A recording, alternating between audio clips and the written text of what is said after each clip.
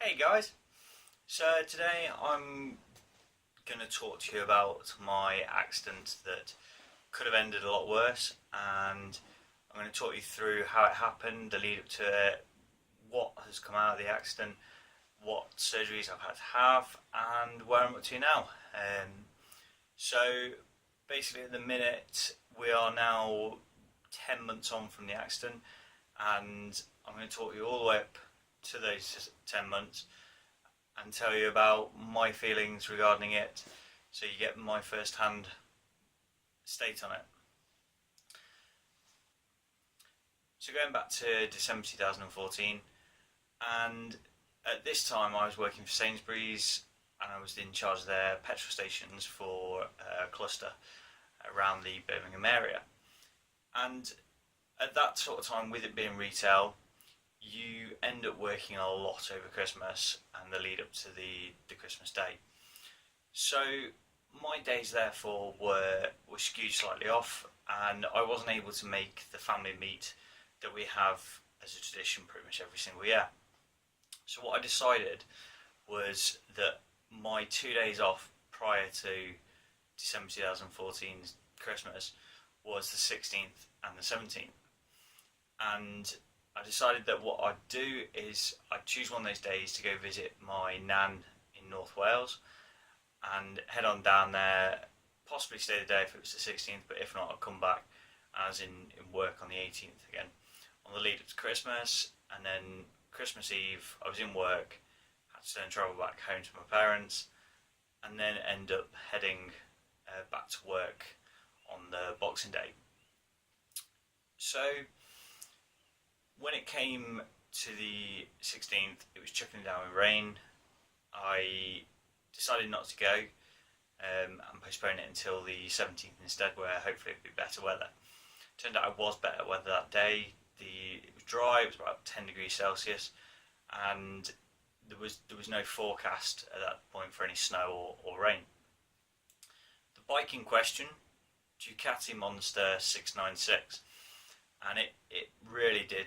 It was a nice bike. It purred. It was brand new 6 months prior to that, in nice Ducati red, and I loved it. Absolutely loved it. I've always been a bike person. I think it's one of those things you're born with. You don't necessarily, even if it's in your mind, you want a bike. You decide that you are always going to have one, and you don't view the bike as the problem behind it. You don't view it as a case of, oh yeah, it's dangerous. It's a passion for being a motorbiker. On the morning of the 17th, I woke up at 9 o'clock. Then there was a knock on the door, which was my brand new Drake DF2 snowboard bindings, and funny enough, the same day I got my DC Lorry Pro snowboard as well. So they were both ready for going on snowboard holiday in March 2015 at Les Deux Alpes in France. So looking forward to that. I'm a massive snowboard fan. Love the adrenaline of it, love the openness and hitting the beast and just feeling freedom really. So I got my motorbike gear on, the textiles. It was a cold day, so I had obviously hoodie and stuff on as well, and then headed out, locked the front door, and that is the last I remember for about best part of 2 weeks, I reckon. The stuff that I'm now going to tell you regarding what happened after that is based on police reports, first-hand instances of those at the scenes, and my family after that from the hospital. So I was told that I left the house about 9:30, 9:45. I then had to go and fill up because the bike was low on fuel. You only get, on a typical motorbike, you get about 110, 120 miles per fuel fill up. So I don't remember filling up, but from my house in Sutton Coldfield, North Birmingham way, I then had to travel across and eventually around Shrewsbury A5, and that would lead me up to North Wales. So headed off, and most of the journey apparently was absolutely fine. And it wasn't until the A5 where it ring roads around Shrewsbury, and there's a few roundabouts there, one called Churncote roundabout. And it was just after this that I left Churncote roundabout. It then goes into a large straight road, which it's also got hash markings down the centre, but the lines are dotted so you can overtake on them. And I was told that I was approaching the rear of a tractor which had a trailer on as well. Apparently went to overtake it, and at that point managed to career into the side of it. So I was side and side on to the tractor, and that's where then my front wheel of the bike hit its trailer wheel and flung my bike up, trapping my left shoulder between the trailer and the bike. When your head goes the other way from the bike, so when there's force coming down on your shoulder and then your head goes the other way, your nerves in your brachial plexus, which is the nerves up here, can be ripped out your spine then, which is what the injury has related from. So careered into the side of this track trailer, which from police reports they believe is possibly due to the fact of the cat's eyes on the road. I mean, as a motorbiker, you sometimes can hit them careering, but to be perfectly honest, I have no idea what the real answer is. All I know is that the fact it happened, and judging from the fact of the police reports, I'm quite happy that I wasn't driving like an idiot. So therefore, it's not like I have to turn around and go, yeah, you've been an idiot, like you deserve this. So the first truck trailer driver knew of it was when I flung past his window, and I landed about 40 feet away from the tractor itself, and obviously hit the floor with quite an impact.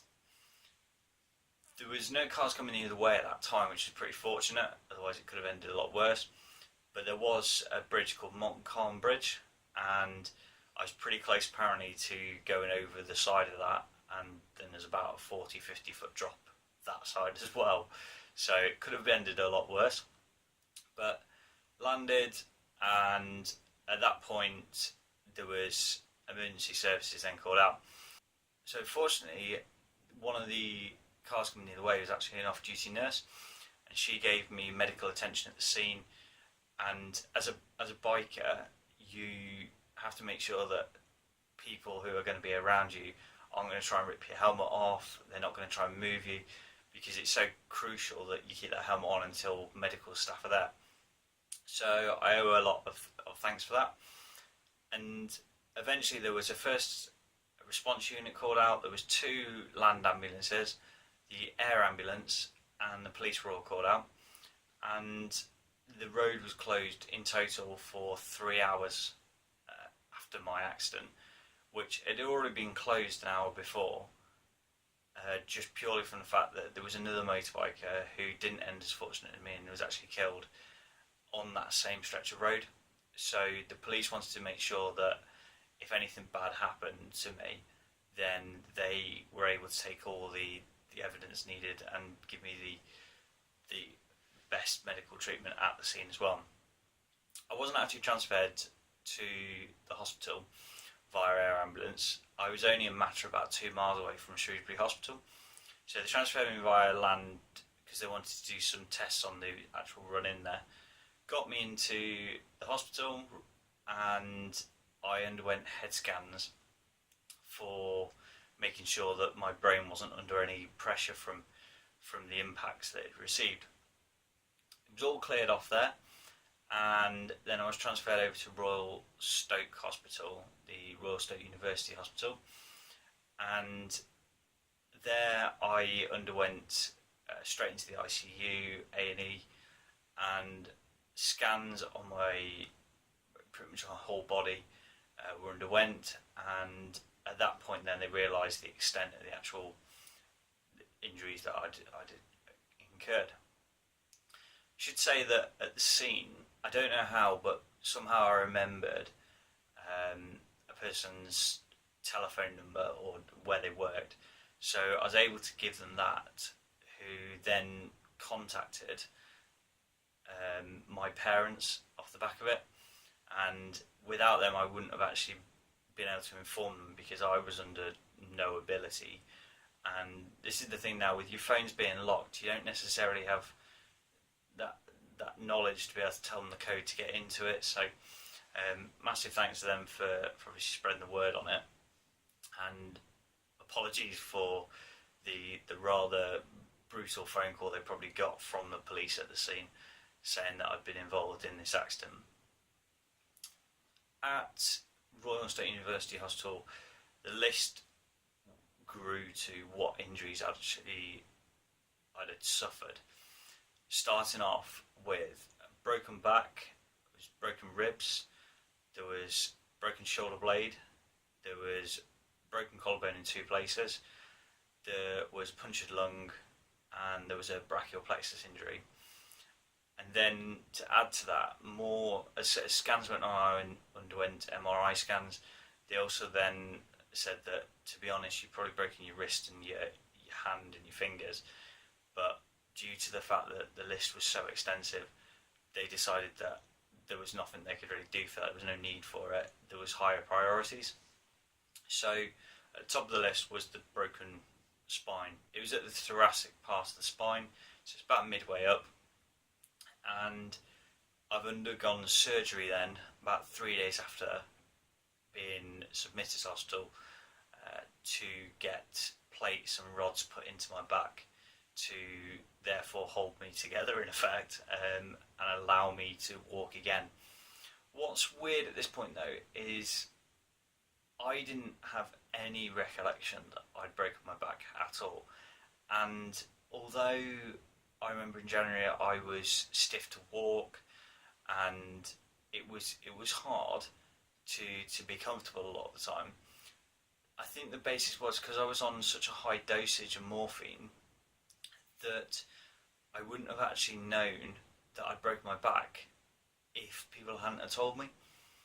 It's quite a weird feeling that it is stiff, but you put it down to the fact that you maybe have pulled it or you chipped a little bit of it, or it was just from the impact. You wouldn't actually say that I'd broken my back. So going through from that surgery, then a few days before Christmas, my family were there all the time, and it was amazing that the family, and really what the thing is when hospitals open their doors, it's usually like 2 in the afternoon, I think, till 8 at night a lot of the time, and we were given a bit longer time during my first submission to the intensive care unit. But it's the fact that because it was about an hour and a half, an hour and 45 away from my parents' house, then I think there's that bit that you sort of think, well, I'm putting their day out, that they're having to make that whole day to come and see you.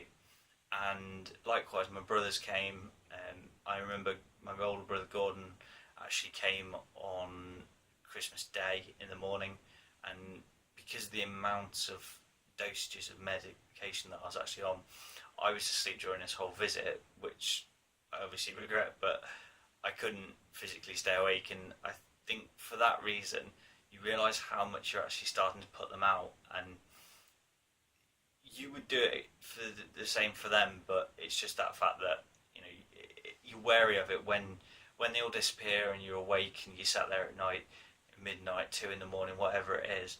Suddenly you have that time to reflect and realise what you're starting to change. And obviously I had no real idea how long this was going to go on for. I didn't know the extent of the injuries, but for those moments it's quite sort of impacting on you as a person to say that you've disrupted them quite a lot. So we spent quite a bit of time in hospital.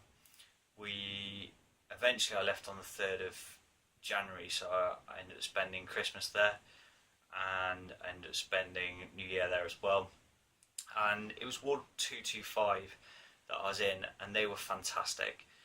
They really helped. They actually fed me, they cleaned me, they they helped liaise with my parents, who obviously were undergoing quite a lot of sort of stress from this, and they also there was actually one guy who, due to my store being quite itchy at the time, the guy actually shaved me at about, I think it was 3 in the morning. He shaved me. He was on the night shift, and he shaved me, which was really nice of him.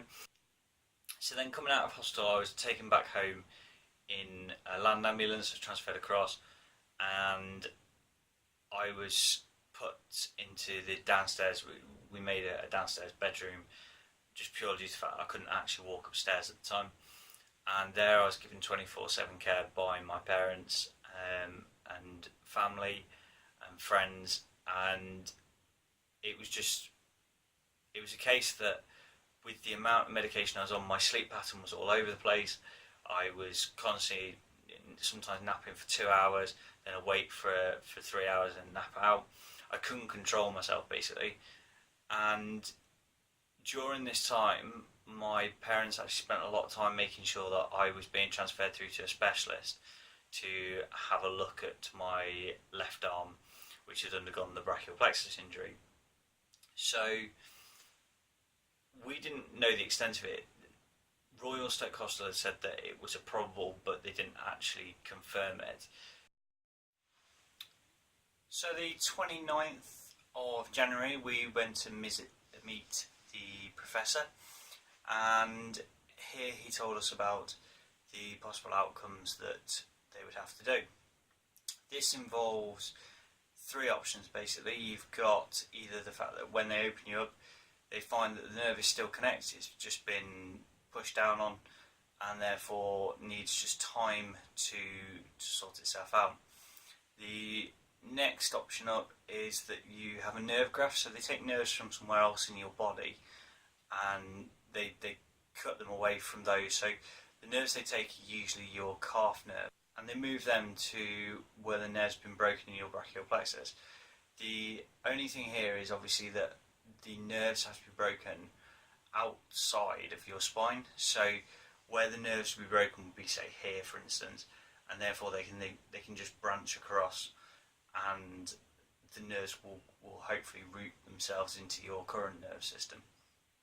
The third option is called a nerve transfer, and what they do there is they actually move nerves from other parts of your body to then become the nerve supplying the muscles of the part they've been moved to. So as an example, they might move your intercostal nerves, which are the ones from your lung and your rib area, across to your biceps, say for instance.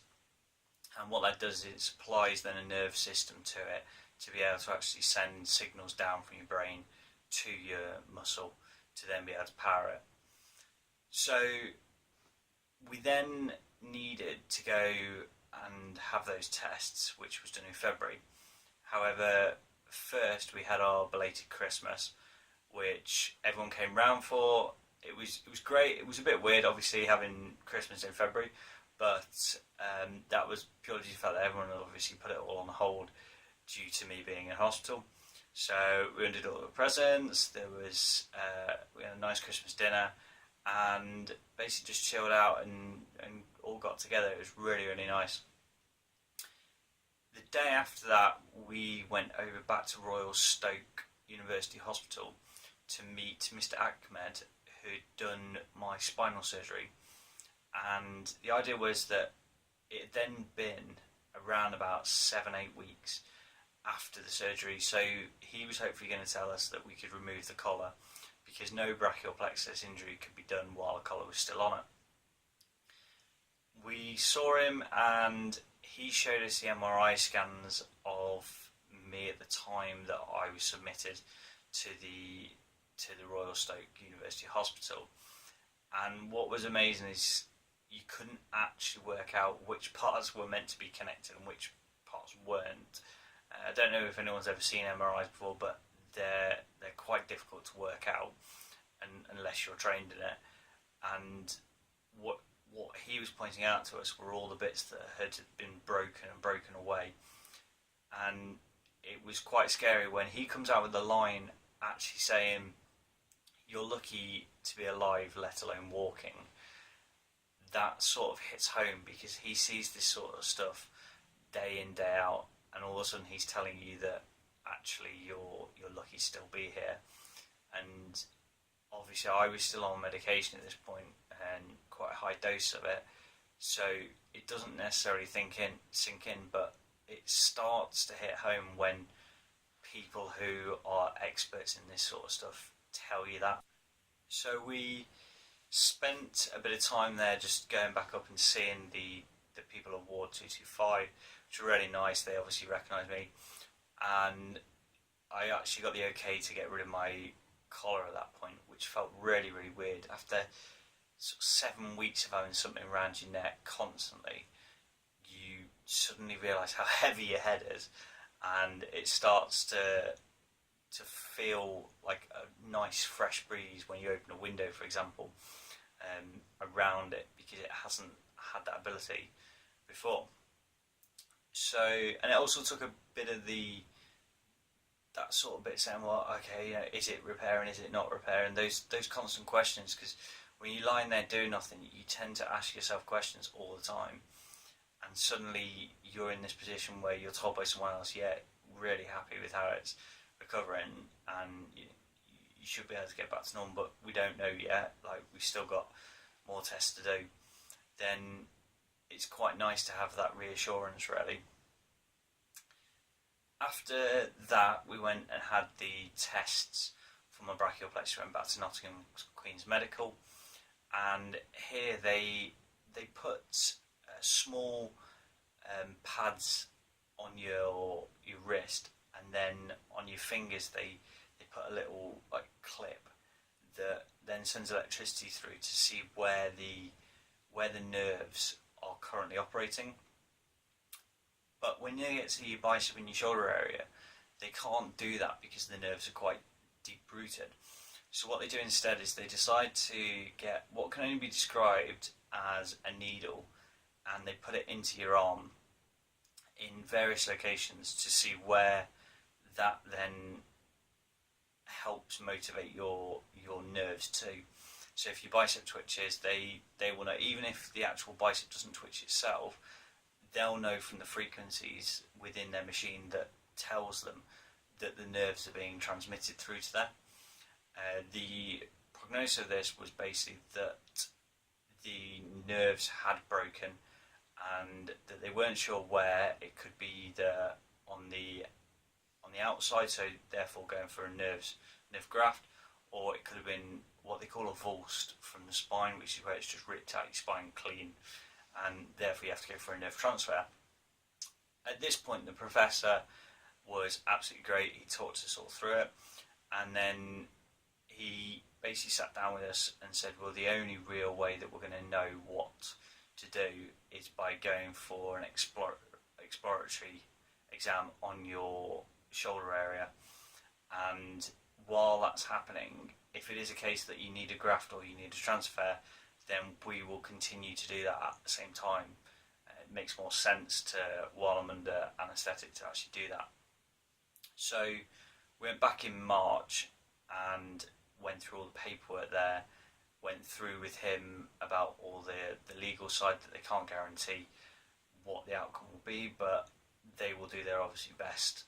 And I suppose March was the biggest time really where I started to come to my own senses. I reduced the amount of morphine that I was taking, and I started to become more conscious of things around me, the people around me. And it's only when you sort of look back, you've got the family coming around, they're ringing all the time, they're really putting themselves out to make sure that they contact you, make sure that they're with you on weeknights, just to say hi, just to see how you're doing. You've got friends doing it. You got both my brother's girlfriends kept coming around, seeing me. Lauren looked after me on Tuesdays while my parents were out, and it was at that point that I started to realise how much actually I'd changed from sort of being where I was like 3-4 years earlier, where I was quite happy to be in a local area. I suppose at this point it was when I started to realise how much people were doing for me, and I think it took a bit of a toll on my mentality behind it, because although you would do it for anyone else, it's the fact that they're doing it for you, and you know that they've got other stuff to do, and after quite a turmoil that you've already sent them, you sort of just sometimes you just want to sit there and not disturb anyone. And I'm one of those people who doesn't really want to create any sort of big fuss over anything, but because of the fact that they were coming around all the time, they were helping, they were ringing, they were sorting anything out that they could. It made it feel a bit like I was causing havoc in effect. So then, going into April, we had my surgery in April, the 7th of April it was. My sleeping didn't really occur on the lead up to it. You can imagine obviously how anxious I was, how with the amount of information nowadays on the internet, you tend to find that you can search for anything, you can get everyone's opinion on everything, and therefore going into this surgery I had to know that I was happy with what I was saying yes to, with undergoing it. And you get good stories, you get bad stories. You'll see lots of videos on people who 6 months after have suddenly got full movement back, which isn't the case. It's just you tend to get quite a widespread view of everything, and it's about sifting through those to get the information that actually you need to have prior to going into it. And I think one of the things is trusting in the surgeons who were going to be undergoing this operation, and therefore spent a bit of time researching them as individuals and actually getting to know what this surgery was about, rather than actually getting people's opinion on it, understanding how the nerves actually operated, how these could actually come back to life in effect. So went into surgery on the morning of the 7th, early start again. I hadn't slept the night before because of obviously the anxiety. My family were there to sort of see me off before going under, and once again they fed me ketamine at the scene back in December of the accident, and they also fed me ketamine this morning due to the fact of how long the surgery it was going to be.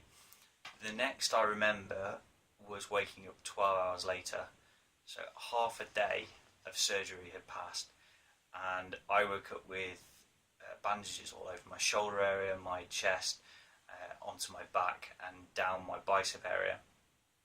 So I wasn't actually aware of what had happened in the surgery.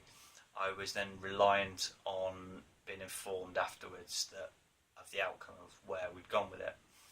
So you can imagine how knocked out I was. My family were there again in the hospital, and I spent most of the time going in and out of sort of sleep mainly to try and recover. This time, whereas in Stoke I had my own individual room out the way, I was just able to sit watching television. In this one, in the Queen's Med, because I was in a day clinic, because I was only meant to spend one night, I actually ended up sitting in a room with 6 others, and you could hear what was going on. You could speak to other people, which to begin with was quite nice. But what was quite scary is there was 2 guys down the far end. One of them had had a motorbike accident and was in a really sort of severe way, and you could tell when they were shouting out for morphine, it gave me the impression that that's what I was doing back in Stoke, and it was actually quite sort of almost saddening in a way, because obviously that's what I was looking at, what they were doing, and I can imagine that that's what my family were doing in Stoke, looking at me shouting for more morphine. And for that reason it sort of hit home that if I was getting solemn by these people that I didn't know, then what were they going through in Stoke when I was going through it. So, although I was actually only meant to spend one night there, I ended up spending about 4 or 5 days, purely due to the fact that my body had struggled to recover from the operation, and I had a really low red blood count, which meant that I was so weak I could barely walk at all. And to leave hospitals now, they have to do physio tests and make sure that you can walk a certain distance. And I wasn't actually able to do that, so I had to stay in. They kept having to put me under more tests and everything to make sure that my blood was coming back round. But eventually managed to get out and back home to some sort of nice comfort. And here I was immobilised for a whole month. I wasn't able to move my arm. It was strapped to my chest, and because of that, it's not even like I was able to carry on with any sort of physio. And although I'd wanted to get up and about, I think the base was I was so knackered all the time that I just had to lay there. So starting to move through April was the time when I began to start to think about how I could recover. All the operations that could possibly be done were then done, so there was no uncertainty as such with regards to, is it a nerve graft or is it a nerve transfer. It explained to us in the hospital, the professor had, that it was a nerve transfer, that the nerve had been pulled straight from the spine and that they'd had to reconnect other nerves. So they'd moved my intercostal nerves, which there's 11 down the front of each side of your ribs, and they'd moved 3 of them across to my bicep, which he actually said wasn't overly easy because I'd broken a rib that had put pressure on one of the nerves, so he had to take one of the others instead. And then to try and get the shoulder going again, they were initially planning to use my trapezius nerve at the top, but instead that had been hit too hard during the accident. So they said that they'd use my phrenic nerve, which is the nerve that is connected to your diaphragm, to help with breathing. So they said that I had to then practice breathing exercises to try and get my brain to rethink that actually every time I breathed in, it would contract my bicep and my shoulder. And that's something which I still have to do now to try. You can physically feel as you breathe in, you can feel the arm wanting to move. I mean, it doesn't because it's not able to, but you can feel it starting to think that way. So during then the next 5 months, I underwent physiotherapy at Grantham Hospital with a guy there called Richard, and he was very good. He started giving me stretches. He started trying to get me moving on what they call TheraTrainer, which is basically like a bicycle for your arms, to try and put some power into them. And then I also underwent hydrotherapy with him as well, which is in the pool water, because they say that the first sign you'll notice of it coming back is actually within the pool, purely due to the fact that it takes away the gravity. So therefore it's easier to move your arms and your shoulders in water with regards to trying to lift it as opposed to outside. So then I also have a private physio, Alison, who's brilliant as well, and that means that 3 times a week I'm actually in and out of physio, trying desperately to give it the best possible chance. The rest of the time is spent at home, usually trying to gain some sort of ability, stamina back, but most of the time too knackered, purely due to the fact that I have to do my own physio at home as well. So, and it just tires you out. Your body's obviously undergone a lot of stuff, and therefore it's trying to give it that kick back into shape. And you can imagine if you don't go to the gym for 2 months and then suddenly try and do an hour at the gym lifting the same weights that you used to, or running the same distance that you used to before having those months off, you'll feel more knackered than you would before. So I suppose during this time, the biggest things which I've undergone is the counselling side of it. I had to go into counselling to make sure that I had the best possible chance of not having a recurrence of this later on in life. And the one thing which they said there is, yeah, but you're struggling with the fact that you've caused them disruption. It's nothing to do with the fact that I'd caused any pain to myself that I may not be able to recover with my left arm. It's the fact that I'd caused them the pain and the disruption and the anguish for them to go through, and that really sort of got to me. And the counsellor kept turning around and saying, "Yeah, but you would do the same for them." In my eyes, though, it was never about that. It's the fact that I would do the same for them. It's more the fact that I don't have to because I've caused it. It's something that's happened just out of the blue. It has, but it's happened to me, and I'm the person who's disrupting, who's creating people to change their day-to-day activities, their lives, their abilities to get on with what they want to actually get on with, as opposed to anything else. And that's what sort of hit me the hardest. It wasn't the case that I was struggling with the ability of saying, well, yeah, I might not have a usable left arm in the future. It's more like the fact that what I've done to other people. So we worked quite hard on trying to get that. And although I think eventually the main thing that came out of it is we probably saw each other's side of the view. I mean, she kept saying about the fact that, yeah, you need to just understand that that's what families are for. And we have a really strong family unit, but it's that fact that she saw my side of it instead, saying, well, actually, it's me at the heart of this.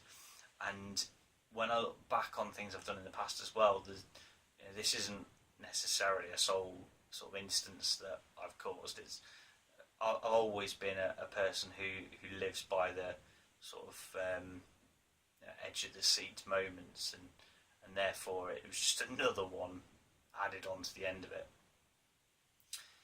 So with regards to the arm and how it's coming on, in the pool itself, it's starting to feel like it's getting going. There's very, very little sort of twinges of the shoulder area, nothing of the bicep of yet, but as the nerves grow, the pain sort of transforms down, and they call it, I believe it's called like a ghost pain down your arm. And even though the nerve isn't actually connected to the bicep at the minute, there's still excruciating pain there based on the fact that my mind is trying to tell me that it is. So it's feeling the pain of the nerve that's in my spine and saying that that's where the pain is on my bicep, because it relates one to the other. In February, though, the biggest news that we actually got was that my younger brother Chris and his girlfriend Sophie got engaged. So they came round with Sophie's parents' dog Oscar, who is massively cute, massively well behaved, and that was really kind of them to bring him round. But yeah, massive congratulations to them, because their wedding is going to be in October in Italy, and really, really looking forward to that. So they've really helped me get through this as well, and it gave me a massive positive boost at the time. So the future for next month is going to be heading out to Italy to go to the wedding, and just really cracking on and seeing everyone and trying to get back to some sort of normality. Really, it's something where I've led a very nomadic lifestyle. I realised that I've jumped house to house. I've always wanted to go abroad, and because of that, on most occasions that I've had the ability to, I've booked flights, I've gone on holiday, and not really thought anything else of it. But because of that nomadic lifestyle, I've not really settled anywhere. And I think the biggest thing is, well, to me, is that I've not necessarily put my main priorities first. I don't always sort of choose something well in advance and plan well in advance. I like to just decide in the moment, depending on how I'm feeling, and for that I've realised now that actually sometimes it's good to plan ahead, and it's nice to be able to spend time just with the family, with friends, and I'm trying to sort of put those priorities first a bit now, and rather than sort of spending time in work and sort of constantly going away on holiday. So, oh, massive thanks to obviously my parents, brothers, their girlfriends, cousins, family, and Sharon as well, and really just sorry for putting you all through this, but you know, come out as the other side better, and I feel like I'm becoming a better person because of it. But the main thing that is that it's just motivation, keeping going to try and recover the best I can. We never actually made the ski holiday this last year, but we will. More importantly, though, I did manage to get to see my nan, and I gave her that long overdue hug and Christmas that she deserved. The future videos of this are going to be updates of how I'm getting on, how my arm's progressing, what my feelings are still, and really then videos of me getting out doing things while I got the time. So please subscribe, please comment, like, check, share, and really just see you in the future.